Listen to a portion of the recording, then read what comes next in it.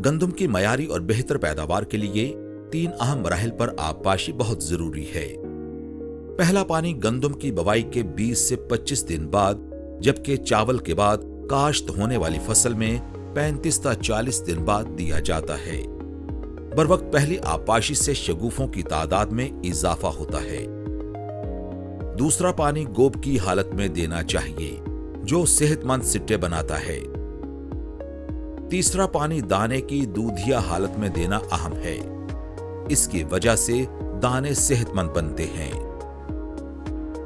गंदम की आबपाशी के बारे में मजीद मालूमात और रहनुमाई के लिए राब्ता करें। मुफ्त हेल्पलाइन 0800003332 या मुलाहिजा करें www.ffc.com.pk।